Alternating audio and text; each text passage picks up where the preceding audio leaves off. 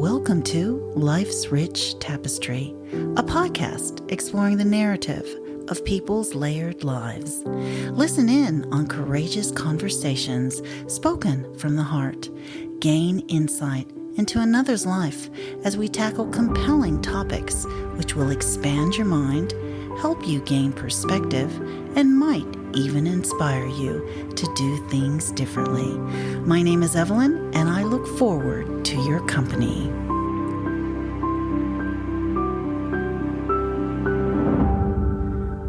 And welcome to another episode of Life's Rich Tapestry. What is it like to be part of a niche market that you are absolutely passionate about? My next guest, Charlotte Appleby, founder of Couture Bead Masters, is a British couture dress designer trained at London College of Fashion in Handcraft and Production tailoring. She has previously worked within the fashion, film, and theater industries. Her passion for couture beading has seen her become one of the leading educators in the world, running workshops and online courses, teaching specialist skills executed in her work. I would like to welcome Charlotte to the show. Welcome to the show, Charlotte. Thank you. Thanks for having me. Yeah, it's so good to have you here. Now, every story starts at the beginning, so I just want you to let us know, where did you grow up? Where were you born? And all that jazz. So I was born in Wales, Cardiff, so country girl from the beginning. And then I grew up in the southeast of England, and I lived with my mum in Hertfordshire. And then we moved to Buckinghamshire, which is up until around about 19, before I went to university. Definitely more of a country girl at heart, but with the big ambition of moving to London. What got you interested in clothing, or how did your schooling progress? So I initially studied fashion marketing at university, and then I got a job in London working in fashion buying for Harvey Nichols. And it was more my passion to be in luxury fashion, which is where most of the creativity was. And, you know, what I found is, bizarrely, as much as it was so interesting to learn the business side of fashion, working in an office just wasn't for me. Yeah. And I kind of realized that quite early on, and I thought, right, I really need to find my passion. And it was always in fashion. It was just a case of where was it going to be? And I ended up doing some evening courses, which then led to a portfolio for London College of Fashion. And I got onto the tailoring course there. And I was doing that in Shoreditch. And then that's actually where I discovered this Couture Beading course, which was Shoreditch College. It was run by this lovely, lovely little old lady from France who retired from the industry, who actually worked for some of the haute couture fashion houses out there. I did a 5-week evening course, and it kind of complemented what I was doing with my tailoring as well, which was more technical skills within fashion. And that was it, really. That was in 2007. And I think that's what propelled my journey forwards. What sort of job could you do once you have those qualifications? So initially I worked in costume. So I worked for the Royal Shakespeare Company. And to actually have beading skills was very niche even then. So even in the costume industry, it's still quite a unique skill set. And so I started there, but then I eventually got a job in London working for a lady that was doing custom-made dresses, and she was based in South Kensington, a company called Gunnell. And that enabled me to be part of Paris Fashion Week. We also dressed Sharon Stone for the Cannes Film Festival. And most of her work was just beautifully embellished and encrusted from start to finish. And some of those pieces took a long time. Yeah. We would be up until 3 a.m. working. And yeah, what a journey. I don't think I could do it now, but back then definitely had the energy for it. So it must have been very exciting to be a part of, like, dressing somebody famous. Yes, nerve-wracking, but exciting. And she came in for fittings. She probably had 7 or 8 fittings in total. We all had to sign NDAs as well. So just to be in the presence of working during the fittings as well. So obviously mobile phones were away, that kind of thing. Oh, okay. So lots of parameters were put in place for that. But when she did the festival, she had a jewelry company that collaborated with Gunnell, and she just looked incredible. And there was 3 beaders, and then the rest were pattern makers, sewers, and hand finishers. So there's about 12 people involved just to produce one piece. And yeah, the projects were incredible working with her. And that gave me a lot of experience. So how long did you actually work with her then? So at that stage, I worked with her. It was just only for, it was a couple of years. Mm-hmm. I think I was really yearning to, because having done education twice by then, I'd worked in London, and it took me a long time to get the fashion buying job. I was very keen to start up on my own. And then that's when I put together the English Tailoress, which was my first fashion brand. And that was making custom-made dresses. So bridal wear, evening wear, and some pieces of tailoring, which had that element of embroidery and beadwork. And where were you based at that time? So I actually moved out of London. My parents were living in Oxfordshire at the time. So I actually moved back home for a short window of time just to get my business going. I was still doing some freelancing, so I was still travelling into London, but then I was building up my client base around Oxfordshire. That was actually a really good market because there is a very big horsey crowd in Oxfordshire, so as well as amazing proms, obviously at the university and things like that. So, and bridal wear, and it felt there was, people were appreciative of those types of skills, and it really helped me to build a client base. And it was just one client at a time, and then most of it came from referral after that. With having just one client at a time, that was enough to sustain you. Yeah, so that's the thing, like with every labour of love, and it really is such a labour of love. I felt like I learned, even though I'd had the experience of working in London, I really felt there was so much more to learn. And so certain things did take a lot longer to finish. And, it just took time. And so in some ways, my hourly rate was not ideal by any means. But what was happening is I was building loyalty and customers coming back. So, and then I'd get recommendations and things like that. Eventually, it probably took it was like a good 18 months just breaking the back of that. My freelance work from London was supporting me to kind of keep me going. And then finally, I moved from there to Bristol. Okay. So my journey sort of went off on a bit of a tangent. It was so random. I just visited Bristol just on a 10-day trip.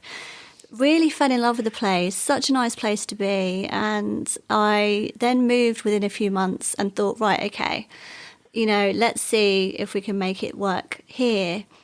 And it was much harder, much harder. So what I ended up doing was teaching. I actually put some workshops on. It was more of just a bit of a gamble.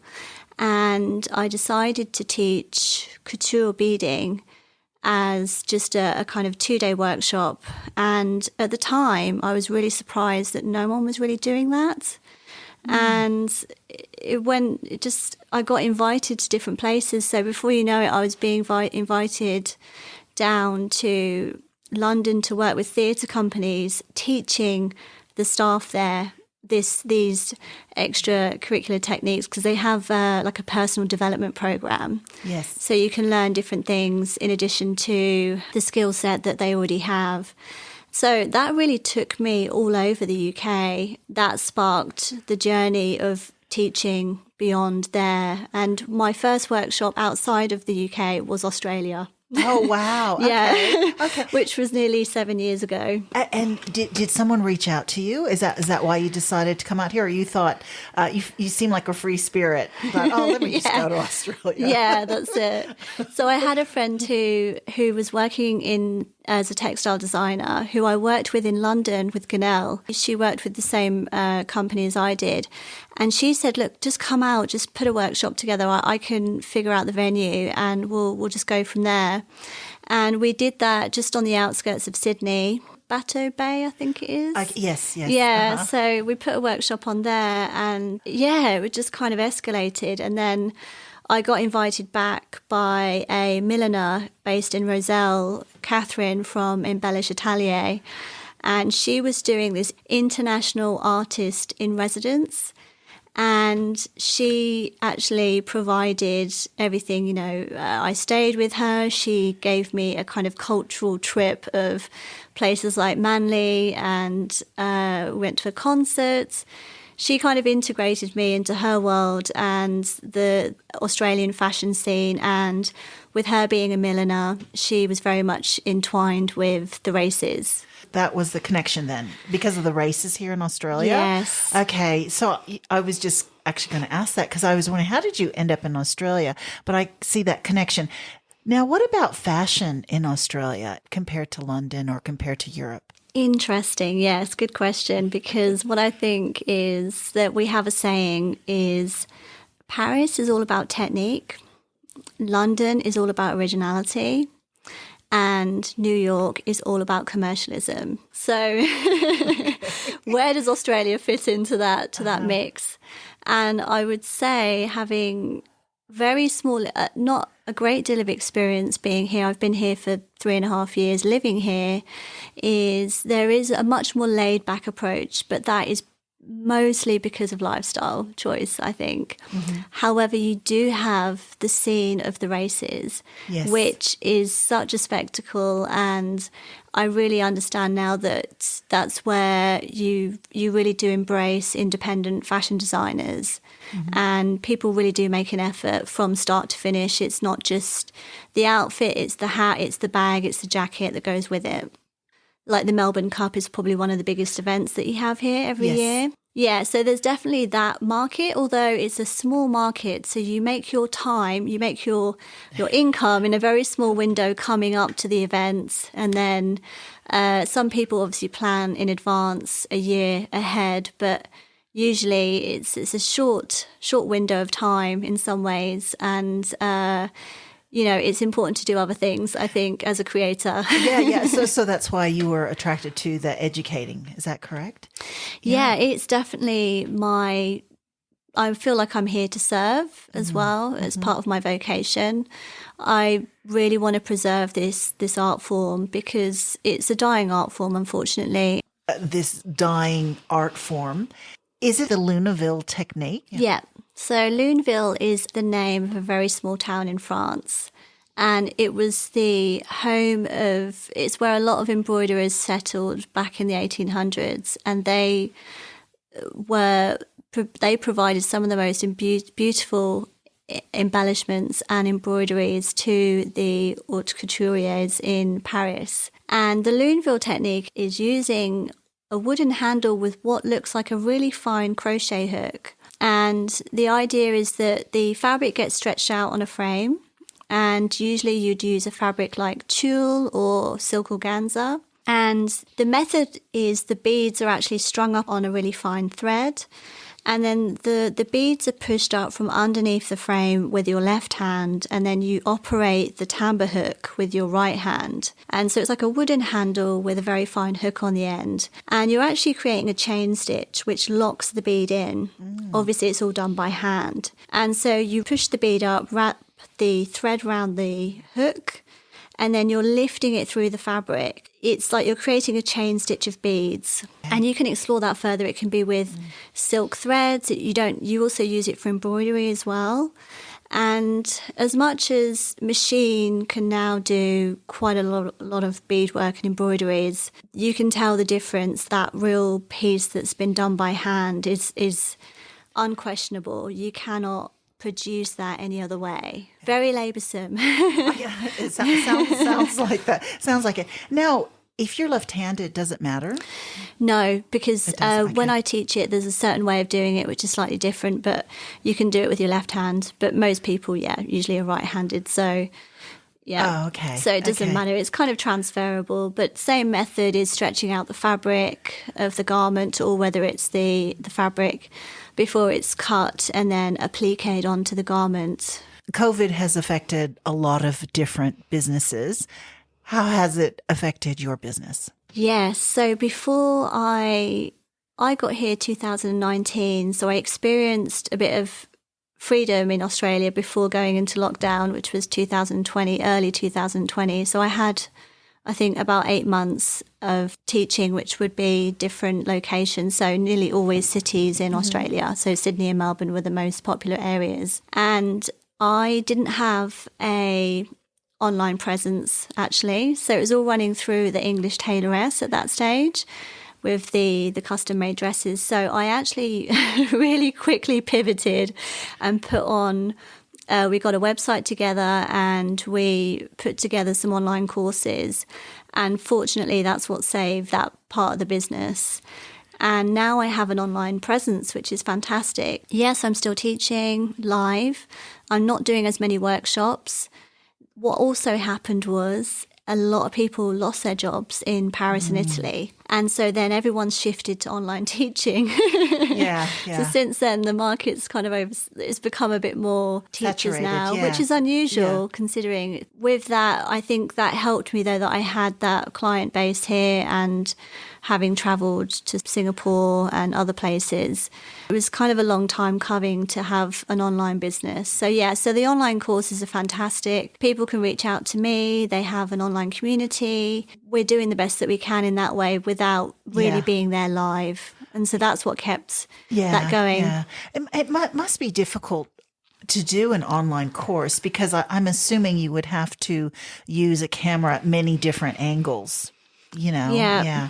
That whole production was 3 cameras set up. So the film production was, I really wanted to put something together that was not just going to be a kind of a weekend course. I wanted it to be a 25-hour foundational level experience where people could really understand what was happening and what the full scope of the technique is, because so many people can watch a little YouTube video and then think that's the right technique, and then they're not really honouring the true art form. So I tried to remain true to the technique and have that integrity. So yeah, it was a high level production, but I had the time to do it while I was in lockdown. You were saying that the Luneville technique originated in France. If you look at all the countries in the world, where do you think one country does the most beading? Yeah, so the original beaders and embroiderers and very much should have complete accolades is India. It's very much ingrained in their culture. It also dates back to the 12th century, so much before it was adopted by the French in the 1800s. And it's called ari, which means hook. That's where you'll find a lot of people do get employed from India. So in places like Italy, companies like in Giorgio Armani, they actually have workers that come over, nearly always done by men, because they are seen as the true artisans in their country, which is funny because obviously most women do it in everywhere else. Yeah, they're truly amazing and they do it much, much faster. The technique. That's so interesting because you would think men have bigger fingers. I mean, I don't, what I mean? But it's seen as a master. It's just, I think it's a cultural thing. I don't think it's got anything other, it's got nothing to do with talent, probably. It's just a cultural difference, meaning it's a job that, most men do because that's seen as a true skill in their country, and it's only adopted and done by men. So if you look at a garment and you see that it's beaded, you would know right away if it was done by a machine or done by a person. Would you even know the technique that was done on it as well? To some degree, yeah. So particularly with embroideries, you can tell what type of stitch it would be. And you can tell when it's done by machine because it's very consistent, it's very uniform, and in some ways limiting in some ways. When it's done by hand, you can tell that the way they've overlapped a seam or the intricacy that's going on, or even the actual idea itself is kind of more flamboyant. There's no way that they could program a machine to do that. It's not financially viable, and which is why you'll find, with mainstream fashion, you've got like a yoke or a cuff or a collar that's got beadwork on. It's very achievable to have a machine just do that part of the garment. But when you've got a ball gown beaded, it's not quite the same. It's just, not only would you know because of the workmanship that goes into it, but also when you look on the back of the garments, you'll see that when it's done, it's done but with a chain stitch. You can see that it looks slightly more irregular than a machine, if that makes sense. Okay. But usually machines can't work with beads that are like 1.5 millimeters as well. So that's how fine some of the beadwork is. Very, very tiny beads. Wow, wow. So what I really find this, I find this fascinating. So what drew you to this? I mean, are you someone that really likes meticulous sort of things and things that take a long time? Or yeah, what do you like to do when you're beading? Yeah. Yeah. So I am very attentive to detail, 100%. And I think that was obvious with my tailoring. But I really do love colour and texture. I love the way that combines together. And I think you can create more drama and, you know, richness in a garment when there's that kind of cluster of different heights and dimension with the beading, and you've got, you know, the textures of the threads working through, and, you know, there's more freedom in some ways, a lot more experimentation. And I think it goes well with fantastic cut garments, you know, that have been tailor-made.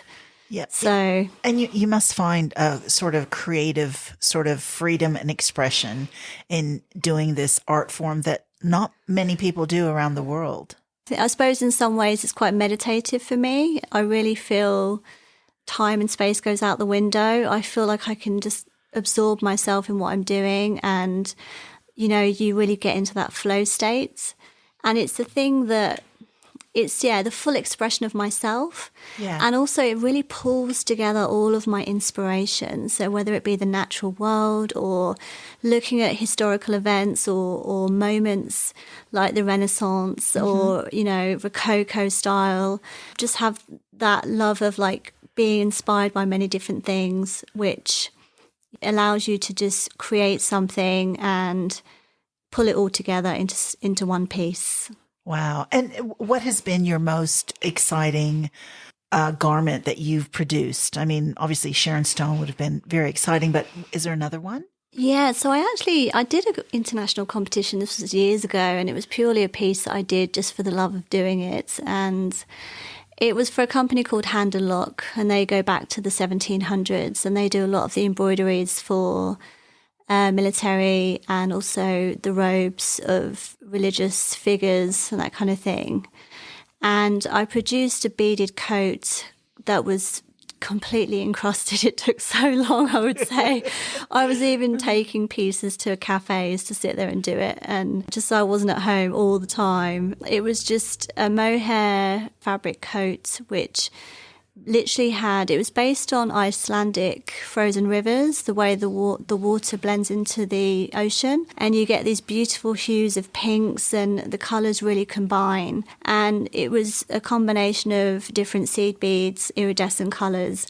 It was cascading down from the top of the coat all the way down to the bottom. And just from the time perspective, obviously it's probably the biggest piece I've ever done. It was something that was quite challenging, and putting those pattern pieces together and pre-planning everything and framing up individual pieces to then construct it by hand and then to line it and then to fit it. Yeah, I got to stretch myself in that project. And I think that's probably where most creatives feel, you know, they can be stunted sometimes, because if you put that in the store, how much would you sell it for? You know, Exactly. It's not going to match up with what's probably realistic for most people to buy, and then even then that market is very, very small. So I think working on those projects that are less commercial, that really helps to broaden your horizons, and I don't think probably we always get that many opportunities to do that. So that was one of my highlights. So what inspires you if you want to create a piece? Like I know you do the educating to probably pay the bills, but when you want to create a piece, what actually inspires you? So from a young age, I had a mother who, I was an only child as well, so she was very good with me to push me into the arts from a young age, and also her love of animals and travel. So I got to travel a lot when I was younger. And I loved picking up artifacts and pieces, whether it represented being in the Malaysian jungle where I find really nice feathers, that kind of thing. I think she was a closeted artist because it was just me. Well, she was on her own, so she was bringing me up from early age. So wasn't able to, her jobs were not creative, unfortunately. So it was a big thing for her to live vicariously through me. But she really opened my mind up to the natural world. And I used early on, I would paint a lot and I would use a lot of textures with things like feathers and fur and things like that. And I was always really interested in the Amazon and some of the incredible monkeys out there in Madagascar. And I think that really helped to shape early on my love of the natural world. And I think I've really drawn from that. And that's not just from exotic animals, but also from the landscapes and the way like I was describing with the rivers and the oceans in Iceland, which is actually aerial views of how the waters combine and the different colours created. So, but not only that, I travelled a lot around Europe. I was very much inspired by surrealist painters like Salvador Dali, Picasso, and, Matisse as well. And I think those early experiences really just shaped my journey. And it was how that translated into, producing a bridal wear piece for a lady that's going to be, going down the aisle, that's the one. Producing a piece that is going down the aisle, it really has to be commercial. So so I think my journey is now changing towards my early inspirations of when I was younger. And so, living in the Blue Mountains, does that help you to, well, first of all, how did you end up in the Blue Mountains? So I moved to the Blue Mountains just as COVID was about to hit. It got announced, I think, that in January, we went into lockdown in March, and I signed a house, and I was going to commute from the Blue Mountains and work 3 days a week at my workshop in Sydney. And then things changed. I let go of that workspace, and being in the mountains, there's many reasons, but obviously being surrounded by peace and quiet, tranquil surroundings, it really enables me to get in touch with my inner voice, to really fully express my full creativity without a busy city and distraction and noise. And obviously it's just such great views. It's very awe-inspiring with the blue haze in the morning. It's just an incredible place. And I think that really helps me to feel more grounded, to have a lot less distraction, really helps the ideas to bubble up. Yes. And then it gives you the opportunity to feel much more in the moment of what you're doing. When you really capture that present moment, which I think is hard for everybody because we're distracted by our phones or the news or so many other things. I think we barely get an opportunity to even hear our intuition. True moments of inspiration seem to be few and far between. And I live in a very quiet house, and I've got a little doggy, and we go out for walks in the morning. Feel much more centered up here. Yeah, many reasons why. I know that you were on the news, like right when the bushfires happened. You did a project. Can you talk about that a little bit? Yeah. So, God, what a shock to have moved somewhere where we don't get bushfires. We don't have anything that happens on the grand scale that happens here in Australia. And I was fortunate and in a position to do so, put events on where we were making these lovely little pouches for the wallabies and the joeys and all the animals that needed to be rehabilitated. And I used my workspace in Sydney at that point, where we literally attracted over 500 people coming in over a couple of days, and we put that event on 4 or 5 times, and people came from far and wide. Some people didn't even speak any English. We had people donating fabrics. people cutting, people sewing, and we just made all these pouches or bat wraps or anything that was useful that we were told by wires and other companies and animal carers to, you know, what can we actually make that would be useful? And we produced thousands of pieces. It was just so devastating, and the outpouring of people's hearts in some ways to all come together for those events. And it got picked up by the media because it kind of just took on its own form in a way. And was it your idea to do this or? No, so there's Animal Rescue Collective or Animal Craft Collective. Well, it was actually came from a student who she did a workshop with me, and she was saying about, how they make these pouches. And then when the bushfires came and I said, Laura, I really want to get this going, and could you help? And she said, yeah, just reach out to this organisation and they'll give you the framework for it. So literally, because I had such a big space at that point, I said, look, let's just hold it here. We'll have all donations come through. But we were even receiving medical supplies and, you know, donations of all types of things. We actually did some, like, we had drivers that were delivering things down south and up north. Yeah, wow. It was really like a full-on operation. And I had a team of about 12 core people that all came out to me and said, look, I really want to help. I'm happy to do logistics.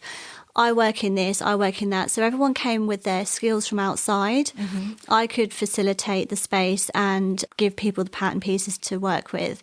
So that is where the idea came from. One of my students, and it was my opportunity because being an absolute lover of animals, just like unbelievable what was happening. And from what I heard, it was the worst fire in 30 years or something. Yeah. And I tried to do what I could, and we did that for about 4.5 months during that period. Yeah, I did see the media coverage, and I will actually put a link in the show notes so that listeners can also have a look, because I thought that was amazing, you know, because so there was no couture beading on those pouches. At all, no. And I don't think a lot of seams were matching either, but it wasn't relevant for that point. It was all about natural fibres, has to be natural fibres, and soft materials on the inside and things like that. Yeah, Sunrise covered that, Channel 7. Yes. We had a channel come in from Japan as well that filmed live, which was amazing. It was just it was sad why we all came together. But the incredible energy. We had Domino's donate pizzas. We had like so many donations to keep us going, and we worked till 9:00 at night, and some people stayed on. And it was the only thing that I thought, well, what can I offer here as an independent business? You know, people brought their sewing machines, people donated fabrics from local shops nearby in Alexandria, and it was amazing. Now it's always good to give back, and obviously you're that type of person that likes to do that. So what a great project, you know, that it came together. So what does the future hold for you? What do you have? What are you currently working on, and what's happening? So I think that really ties in with, you know, what you just highlighted there, is that I've worked in fashion since I was 16 years old. I've always worked in fashion. I'm definitely looking for new challenges, or how can I take my experience and reshape what I'm doing. So I'm about to be a mother as well. So that very exciting. might be a little bit time consuming. But that's also an opportunity for me to pause a little bit more. I still have every intention of keeping my community together for Couture Bead Masters. But what I would like to do is I really would like to start building pieces for an exhibition. And again, really highlighting and preserving the skills of couture beading in a way that can transcend beyond fashion. So looking towards more permanence with textures and colours and things like that in a form that could be a piece of art on the wall, or it could be a design that collaborates with a furniture designer, for example. So looking more into interiors, because there's actually been a massive trend with haute interiors where there's more embellishment, there's more beadwork, there's more artistry happening. in that industry. And it's fantastic to see it because it's like, wow, that's the same type of work you'd see on a garment. But now it's transcending into interiors. And with interiors, there's more permanence. People don't decorate every year. Yes. You know? Yes. Actually, in you saying that, I went to a shop just yesterday and I was noticing all the beautiful pillows and how detailed they were and beaded as well. So I could see that sort of happening. But I think having exhibition is perfect, isn't a perfect idea, even collaborating with a painter or whatever, you know. Yeah. That'd be a fantastic idea, and do something in the mountains or wherever. Yeah, that's it, definitely. Yeah. So, And you're still of course, your online courses, they're already up there. Is that correct? yep. So basically, there's an intermediate level now where people can actually produce a haute couture beaded garments from scratch. So they're actually learning traditional couture sewing techniques and combining that with the whole process of beading that garment from start to finish. So that's a higher level that's been added. And then from then, I'll also be doing some smaller projects which are more realistic for beginners. So that will always be there. That's definitely something that there's a demand for, and it's only nice to give back and provide those courses online. Yeah. And do you find you have a certain type of client or a certain type of student that likes to learn this? I would say there's kind of like two key camps of people that learn. So one of them is the lady who is, over 50 or coming up to retirement age, and she's learned so many of these different techniques, whether it's lace making, hand embroidery, anything that's really truly artisanal, she's learned. And one of those being couture beading is on the list of that. So something that you can do at home and you can make a small project. The other one is they're looking to upskill for the fashion industry. So they either work in fashion or film or theatre. They have their own label, whether it's bridal or they work in costume. Yeah. People wishing to accelerate their skills. I think it's so interesting that you're in such a niche market, a job that not many people do in the world. So you would think the world would be your oyster, or is it more difficult being one of the only ones doing this? Well, I think the world was my oyster, yes, before COVID for sure. I was traveling a lot. When I was in the UK, I spent a lot of time in the States and Canada. And Australia, New Zealand, Singapore was my stopover point. And I worked with a company there that were really embracing the true heritage of European fashion. Yes, I think there's that love for European fashion and traditional art forms from Europe, particularly in America and here in Australia as well. I think it'll be nice to get back on the road again, but obviously now my life is changing with having a baby. So I think maybe taking my stage elsewhere with maybe having it in an exhibition locally, potentially, yes, and then Sydney or, travelling with it, who knows. I think a slower pace is definitely needed for me now. Oh, yeah, for sure. So if anybody who's listening and is interested maybe in collaborating with you or taking a course, what is the best way to contact you? Would it be through your socials or?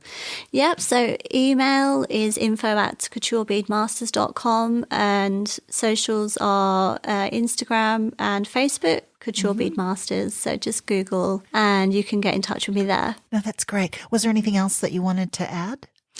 No, that was fantastic. Thank you for having me on, and it's been great. Yeah. Thank you. No, thank you so much. Thank you so much for your company. Please tune in next week to Life's Rich Tapestry, where you will hear another courageous conversation spoken from the heart.